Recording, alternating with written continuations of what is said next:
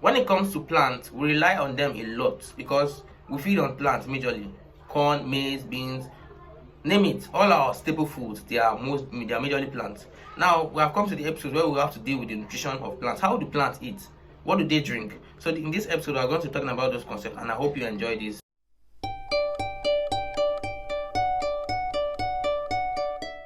video. So let's delve into the topic. So basically, when we talk about plants, plant is basically distinguished by its ability to make food from sunlight, and that process is known as photosynthesis, as you probably know. Now, this photosynthesis, there are different concepts involving it, and there is the mechanism of photosynthesis, which we are going to be talking about. So photosynthesis, what's photosynthesis? Photosynthesis is basically the process by which green plants manufacture their food. So basically, in photosynthesis, these green plants, they manufacture their food by making use of sunlight, and they make use of carbon dioxide and water in the presence of sunlight. So this is the equation of photosynthesis: 6CO2 plus 6H2O in the presence of sunlight and chlorophyll will give us glucose, which is 6,6H12 and O6 with oxygen. So we have the different modes of this one, and this is caused by the balancing of equation. When you balance the equation, you have 6 carbon dioxide molecules on the left hand side with 6 water molecules on the left hand side. Then that gives us 1 molecule of glucose and 6 molecules of oxygen on the right hand side. So that is basically how photosynthesis occurs. Now let's talk about the mechanism of photosynthesis.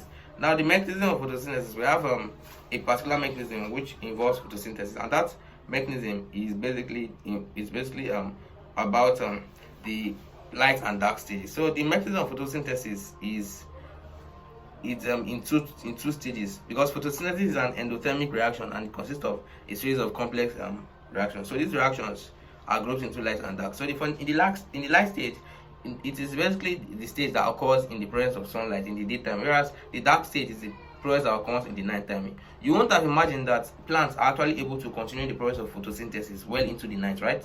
But I'm telling you that it actually occurs. They continue their processes into the night, and this is what happens. So in the light stage, you have the sun, which adds on water with the presence of chlorophyll, and then you have the splitting of water. In some way, this is called the splitting of water. And then when you split water, you split it into one hydrogen ion and one hydroxide ion. So in the dark stage, it's the hydrogen ion combines with a carbon dioxide molecule to in the presence of and in the presence of carboxylation and all the rest reactions, so to give you sugar. So because of the action of catalytic enzymes, that is how this occurs. So each of these stages, they have their own reactions, they have their own action. But now let's see what are required for photosynthesis.